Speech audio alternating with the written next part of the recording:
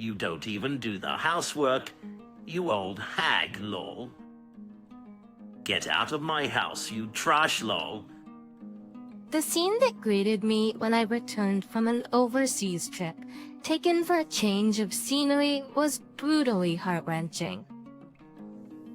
Heinz crewmate belongings were piled up like trash, and there was his affair partner lounging in our home, as if it were the most natural thing in the world. Such treatment was just too much, but I knew it was too late to turn back. And with no tears left, I walked away from that room. Little did he know, all his past mistakes were about to come back to haunt him. Understood. My name is Mila. I'm 41. Our kids just living happily with my husband. My husband, Benser, is 3 years older than me, and we met at an old job. I majored in design at a university with an arts program. His successes as to the Tiams for our university had a lot of connections with the entertainment industry, so through an acquaintance from my student days,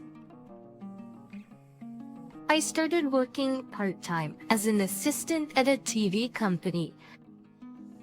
The pay was double that of other part-time jobs.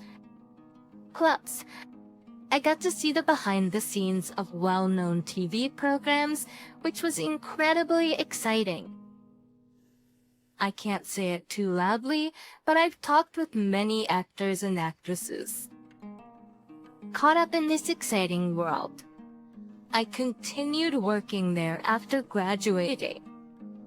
My design studies didn't come in much handy, but every day was busy and fresh.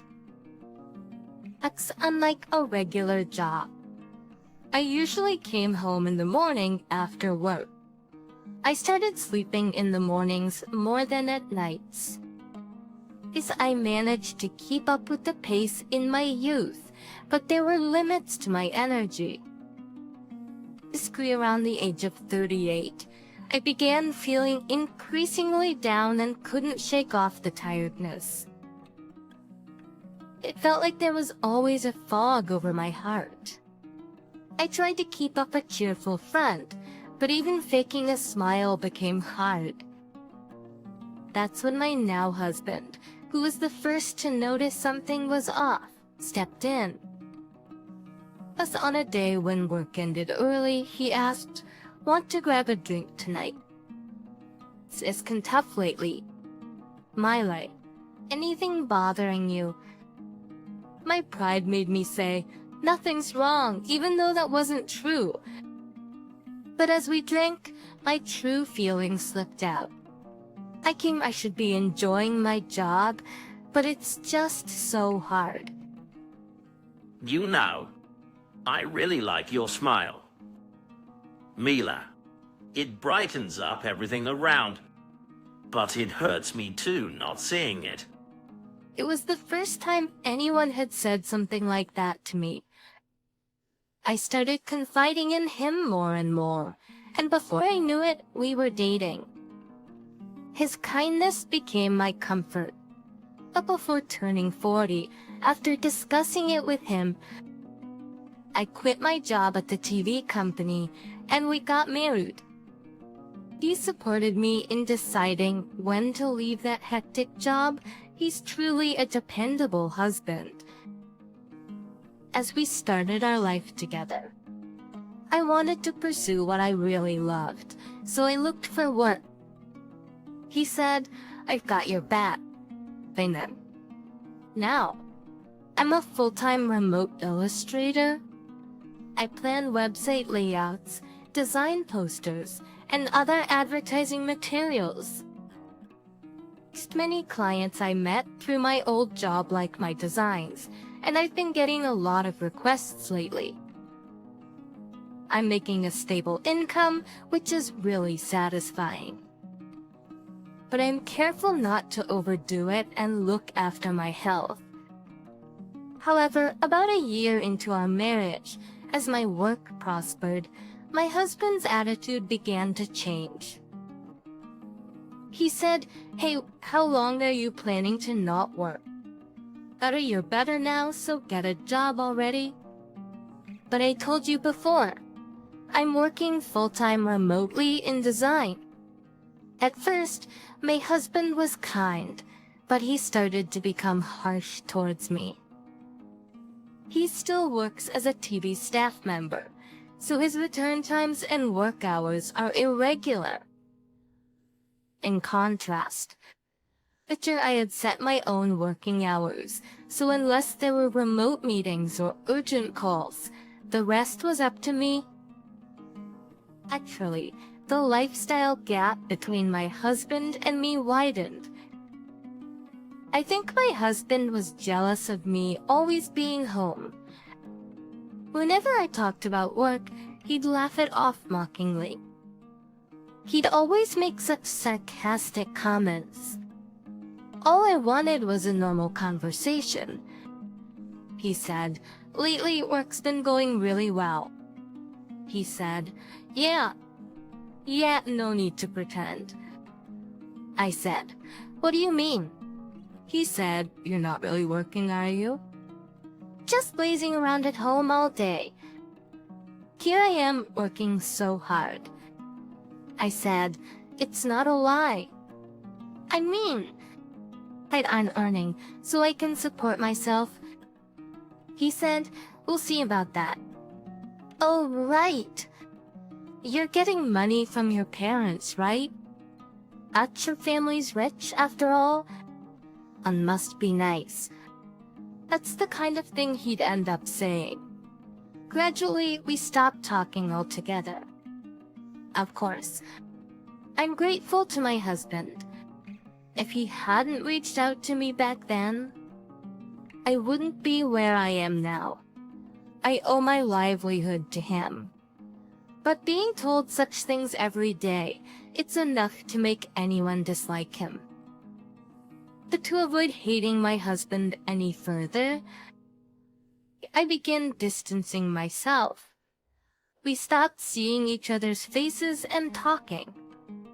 Since we didn't communicate at all, the last call from my husband on my mobile phone was from 2 months ago. As time passed, he rarely returned home. Thinking this couldn't go on, I struggled with how to approach him, now so aggressive. After much thought, I decided to be honest and texted him, "How about we have dinner together tonight?" His reply was indifferent.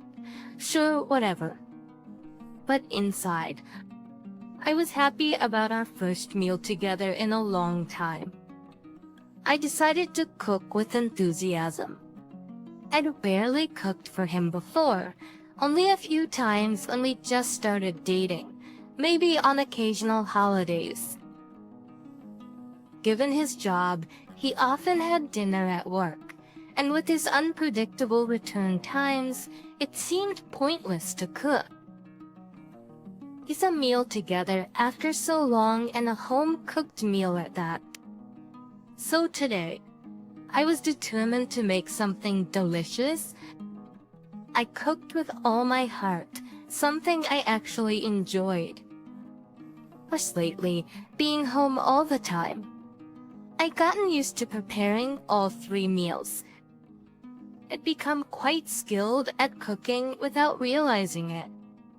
Tonight's menu was beef stew as the main dish with a few side dishes. Beef stew was his favorite. Seeing the trash, it seemed he'd been eating a lot of greasy junk food lately, so I thought something warm and soothing would be nice and chose this menu. I set the table and waited for my husband's return. Just then, my mobile phone rang. It was my husband. "What's up?" "Oh, I can't make it back tonight." "What?" His abrupt words weren't what I expected. I was speechless. "Some urgent work came up, so I can't make it." "But at dinner, just eat it yourself." His tone grew harsher, like rubbing salt into my wounded heart. And you know what? It really ticks me off seeing you always at home. After being told that I searched for a response, but he unilaterally hung up with a "then, bye." After all the courage it took to invite him to dinner, I felt like my feelings were being trampled on, and it became hard to breathe. That night, I ate the meal I cooked alone, but I don't remember the taste because I couldn't stop crying. Since then, his words stuck in my head and I couldn't concentrate on work. But no matter what I did, I couldn't feel happy. Entering this time, after a meeting with Garcia, who I work with, a conversation came up. Garcia, did you get a tan? Yes, actually, I went on a trip recently. Oh, with friends. No solo travel. I casually asked as I could see Garcia's sunburned skin even through the screen. She apparently enjoys solo travel and often goes on trips, both domestic and international. It's great, you know. It feels liberating from everyday life. Plus, I don't have to worry about anyone else. That made me think maybe she's right. And then I decided. I'm going on a trip starting today. I'll be back in 3 nights and 4 days.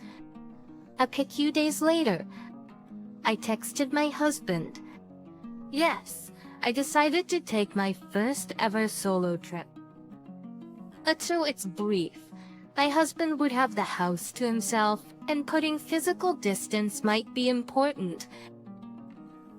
I wanted to refresh my feelings. It's nice that my work can be done anywhere with just a laptop. I finished most of my work before leaving, taking my laptop only for emergencies. Taking a trip, huh? Must be nice. Well, leave the house to me, LL. That was his reply. Reading it made me feel down again. I know. I'll focus on myself during the trip. I switched my mood and boarded the plane. After a few hours of flying, I arrived at my destination. At the unfamiliar, foreign atmosphere was exhilarating. That to the blazing sun and gentle climate lifted my spirits. Even the wind and the heat felt pleasant. And, of course, many places had English menus and service, so communication wasn't much of a worry. For 3 nights and 4 days, I went to the beach and shopped at leisure. Lying on the beach, watching the sunset was the best part of my trip. If you ask what I did, well, nothing special. But those simple moments were enjoyable. Time flew by, and soon I was back home. I was arriving around 8 p.m. As the next due was garbage collection day, I went to throw away some stuff I forgot to discard at the airport. Turning on the light, I saw a pile of trash.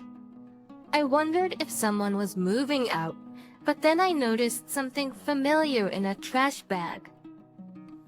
It was my cherished stuffed animals and knickknacks. Looking closer, all the trash bags around were filled with my belongings. What was going on? I hurried home and opened the front door. Entering quickly, I saw my husband lounging on the sofa with a young woman next to him. Hey, you should have told me you were coming back. Seeing me, the first thing my husband said was this. I already guessed from the sound of a woman's voice at the entrance, but seeing them sitting together made me shiver. I told you I'd be back today, didn't I? And why are my belongings in the trash? Looking around the house, it was clear that my things had been thrown away. I confronted him directly. But you saw that, huh? My husband said, scratching his head in annoyance. Seeing his attitude, my anger was about to reach its limit. Well, it's all useless, right? This isn't your home anymore. What? I didn't understand. This was our home, where we lived together since getting married. There's no way it wasn't my home. Then my husband said something shocking. I'm divorcing a woman who doesn't do housework. Get out of my house, you trash. I was so stunned by his words that my mind went blank. Well, that's how it is. You leave your husband to go on a leisurely trip. Stop taking things for granted. The woman sitting next to him looked at me awkwardly. I couldn't even hear the words being thrown at me anymore. It was as if it was all my fault. Sure, there were times when my mental state was unstable, and I depended a lot on my husband from quitting my previous job until my current work stabilized. I'm more than grateful for that. But I did my share, handling the housework while he was busy with work, even helping with his paperwork. This treatment was just too much. But my husband turned his back on me as if he had nothing more to say, again focusing on the TV. He put his arms around the woman next to him, cuddling close. In front of that scene, I couldn't even cry. I had reached my limit. Understood. Did that single word. I left the house. It was night, so I felt bad but called my parents for a ride. Thanks to them coming by car, I could retrieve my belongings left at the garbage area. I was so grateful my parents' house was nearby. Mom, who came to pick me up, and Dad, who was getting ready to sleep at home, didn't ask what happened. I mean, they probably guessed from the situation when I called them at night with bags full of my things. I couldn't sleep at all that night, lying under the familiar smell of my childhood home's white ceiling. I was contemplating something. It was the biggest strategy of my life. The next morning, I started working on what I had thought of the night before. Make phone calls to various places. I made dozens of phone calls throughout the day. By evening, I was ready for a break and was sipping on iced tea I bought on my trip when my phone rang. Just as I expected. What the hell is this? What are you thinking? What do you mean? What am I thinking? Don't play dumb. What's this about our house contract ending? When I answered, his shouting was so loud, it echoed through the speaker. I knew exactly what he was talking about, but pretended not to. Oh, I asked for the contract to be terminated. They said it could be done by the end of this month if we hurry. Oh, I asked for the contract to be terminated. They said it could be done by the end of this month if we hurry. What?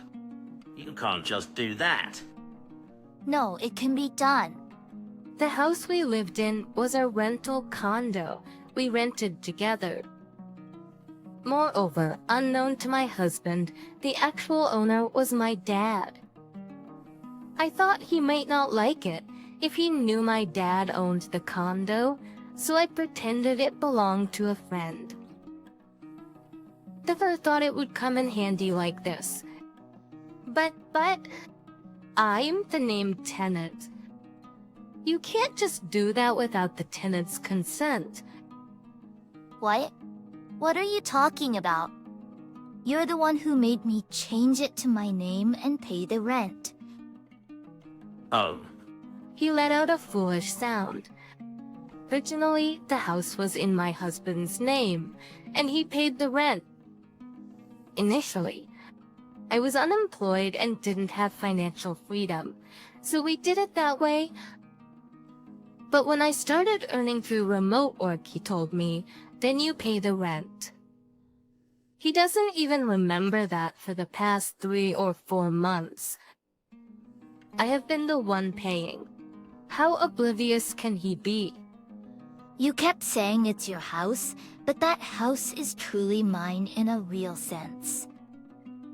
When I said that, my husband let out a yell, as if trying to intimidate me. I've always wanted to do this to him. you really paid it yourself. Of course. I'm earning at least $30,000 a month. $30,000. His confused mutter was met with my firm response. Then he let out a sound of astonishment. I'll come to think of it, I never told him my income, thinking he might get jealous. Well, it's good that I've been paying the rent, considering I'll need the money soon. I added that casually. Need money.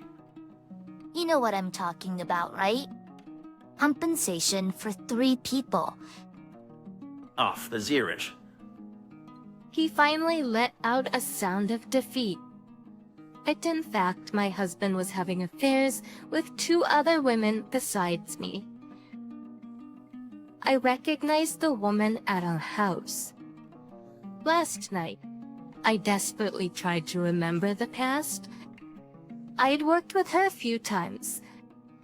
She was a young model at an entertainment agency, still unknown but beautiful. Using my TV industry contacts, I contacted her, only to find out she believed she had broken up with me and was already engaged to him. But she revealed something I never expected. She suspected there was another woman. When I asked her about this woman and contacted her, it turned out she was also in a relationship with my husband. Moreover, she too believed they were engaged. She was a young, up-and-coming talent. So my husband had relations with me, the model and the talent, and he was practically engaged to 2 of them. When I found this out, I couldn't help but laugh at the absurdity. To put more horrifyingly, the engagement rings he gave each of us were probably recycled. Because the engagement ring I had kept in our room had disappeared, and when I asked both women about their rings, they described the same one I had. Knowing this, both the women he had affairs with were understandably shocked and dismayed. A strange solidarity formed among the 3 of us, and we agreed that demanding compensation was fair. If you hadn't pretended to be engaged, I would have been the only one demanding compensation.